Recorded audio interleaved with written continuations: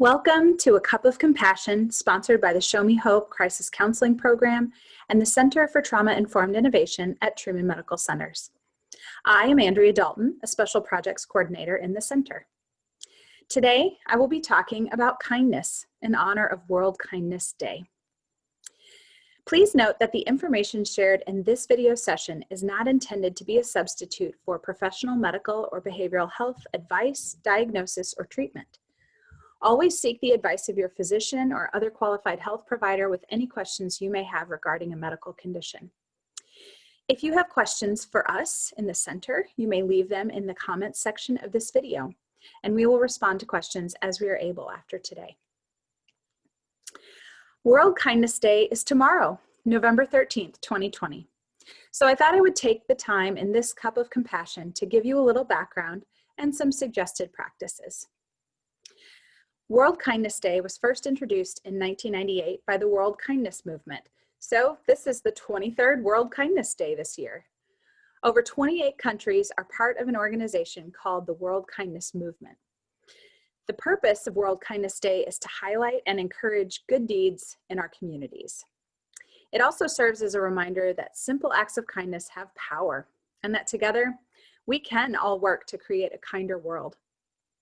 You might ask, can compassion from just one person make a difference? You bet it can. It can be hard to imagine at times, but every act of kindness, even the very smallest one, creates a ripple effect, and you may have no idea what some of the outcomes may be. Amelia Earhart once said, "A single act of kindness throws out roots in all directions, and the roots spring up and make new trees." On World Kindness Day, groups and individuals are encouraged to go out of their way to be kind to others, at home, work, school, anywhere you are. The aim of the World Kindness Movement is to have each person celebrate the day by pledging to do at least one intentional act of kindness to benefit someone else. One of the beautiful things about World Kindness Day is knowing that we are connected with others who are also doing an act of kindness around the globe, people we don't even know. We are also encouraged to celebrate and encourage the good deeds that others are already doing. So take a moment to let someone know how much you appreciate their kindness and generosity. Sometimes just saying thank you to someone who has made a positive impact on you is one of the kindest things you can do. And it probably isn't said or heard often enough. I do wish to point out that being kind and being nice are different. Being nice might make you feel good. Being kind is the act of doing good. Being nice might look like telling your friend their new haircut looks good, even though you don't like it at all.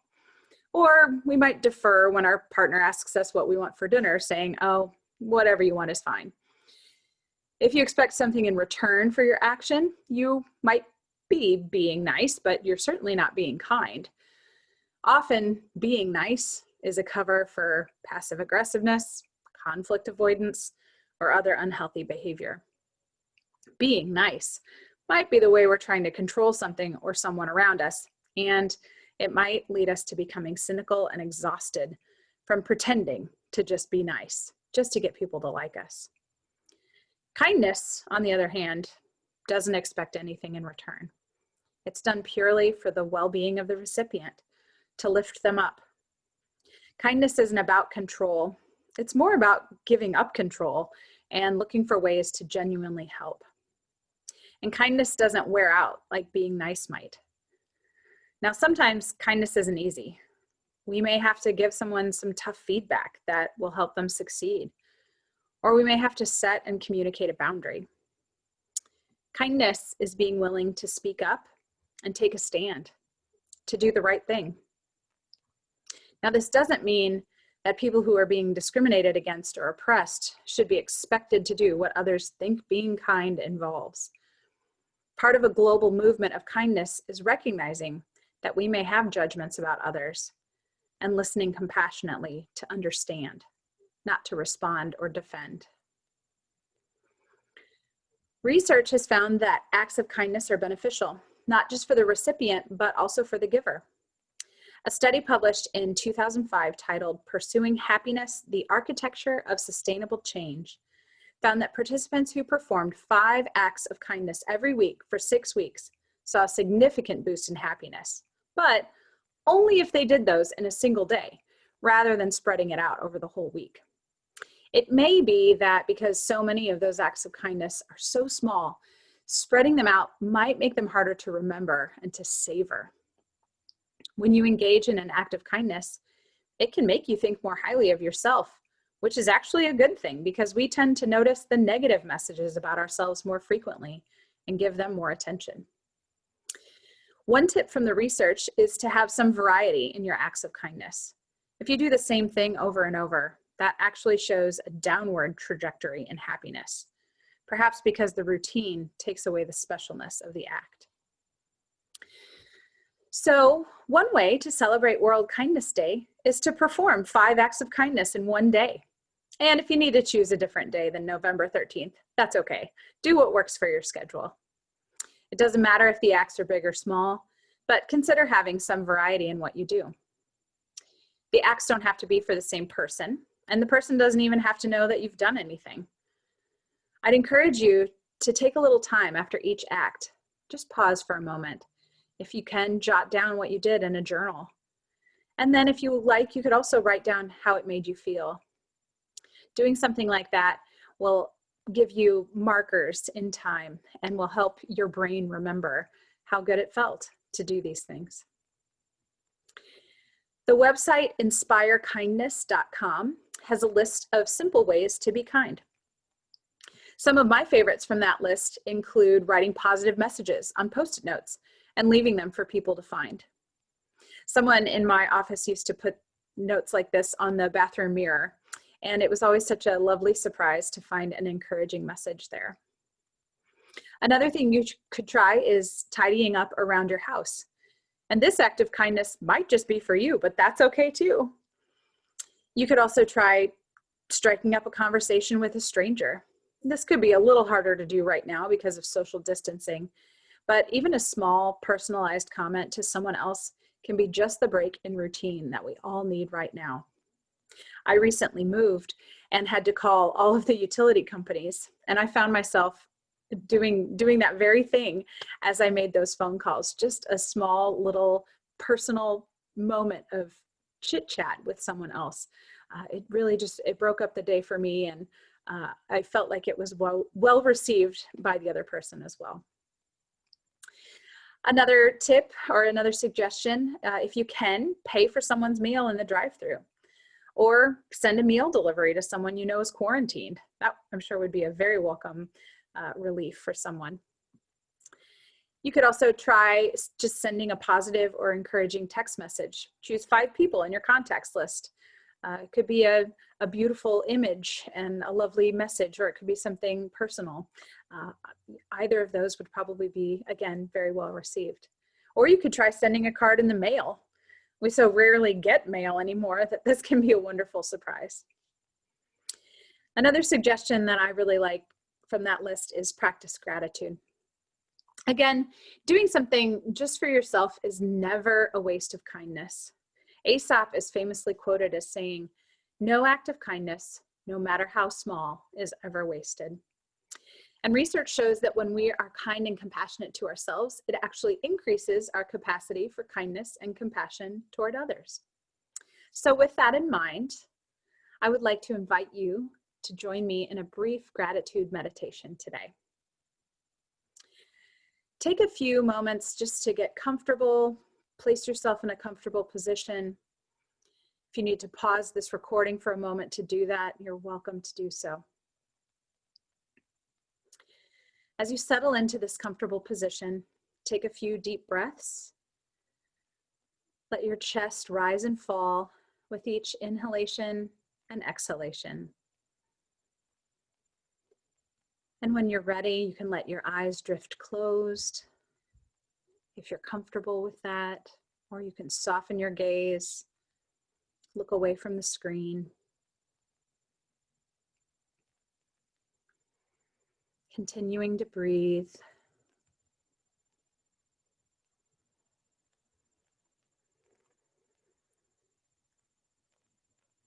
As you continue to breathe slowly and deeply, Let your attention rest gently on your breath. Feel the movement of the air as it enters and exits your body. Each time you exhale, let go a little more of any tension you're holding on to. Relax your face and your jaw. Relax your shoulders and your arms. Relax your abdomen and your back. Relax your legs and your feet.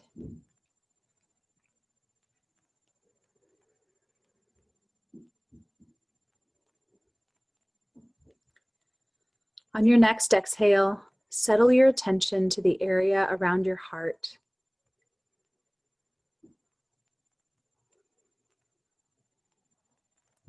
Bring into your awareness feelings of love, compassion, empathy, forgiveness.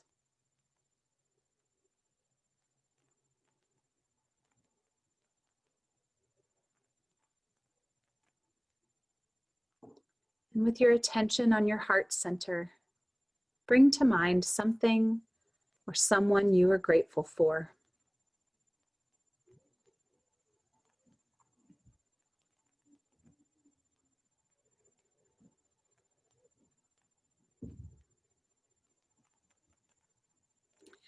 As you continue with easy, relaxed breathing, you can also call to mind other things you feel gratitude for. Perhaps you feel gratitude for being alive. You might feel grateful for today, for your breath and your lungs. Perhaps you're grateful for the abundance of nature that produces food to nourish your body, or beautiful scenery to nourish your soul. Even if that scenery isn't right in front of you, if it's a memory or someplace you wish to go.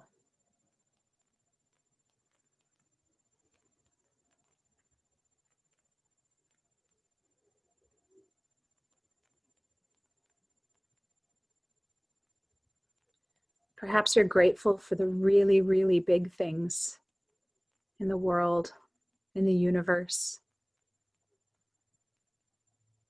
Or maybe it's the very, very tiny things. Those things that evoke awe and wonder in us.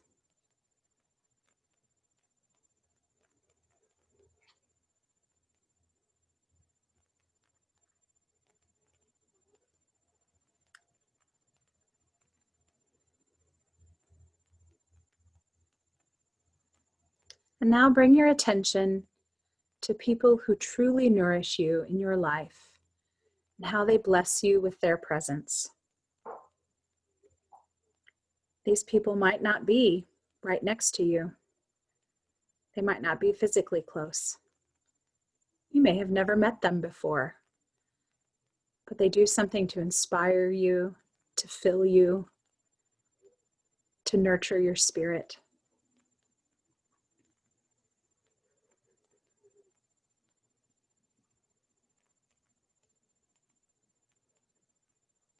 In your mind and your heart, thank those people for what they provide for you.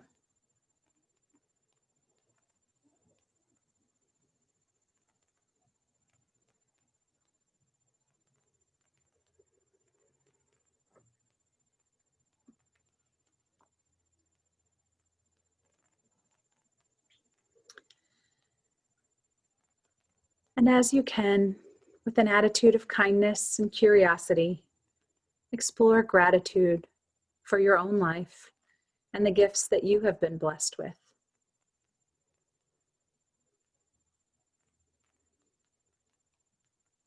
These may be very small.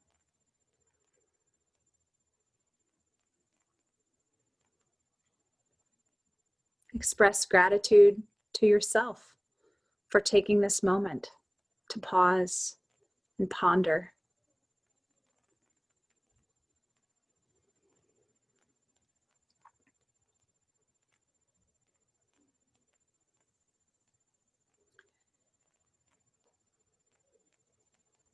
And now bring your attention to how this gratitude feels in the area around your heart. With each inhale, let this feeling grow outward, expanding to fill your chest, your arms and hands, your legs and feet. With each inhale, this feeling grows, filling you up with gratitude, with kindness, with compassion.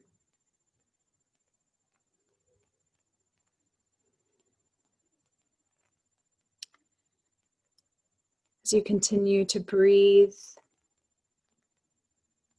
have a sense of that gratitude expanding beyond your own body to the people who are close to you, to people who you see in passing. Imagine sending gratitude, kindness, and compassion to your community.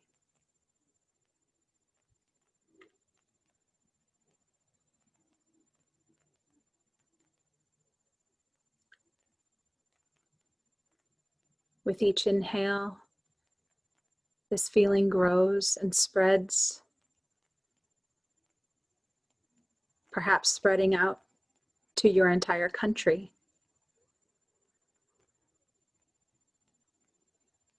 Maybe circling the globe, spreading kindness, compassion throughout the world.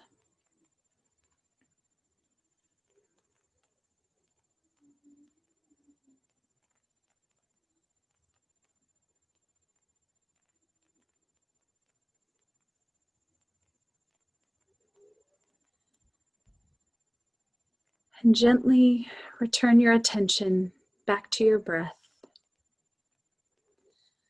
Let your body, your heart, your mind remember the sensations of gratitude and kindness and compassion. Rest in that feeling.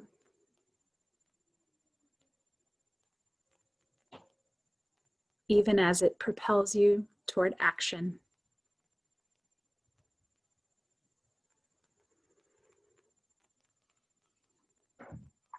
Taking another breath in.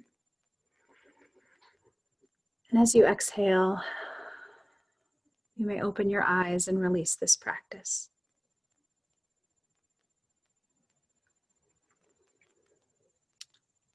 I'd like to leave you today with this final quote of unknown origin.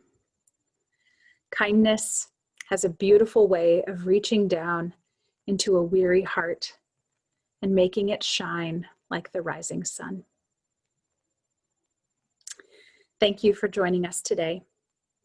We hope this practice will serve as a tool to support your well-being during this time. I invite you to join us again next Thursday at 12:30 p.m. Central Time for another Cup of Compassion right here on YouTube. Please subscribe to our channel to be notified of new videos. If you would like crisis counseling support, please call 816-404-6222, or for immediate care, call the Disaster Distress Helpline at 800-985-5990. Please take good care.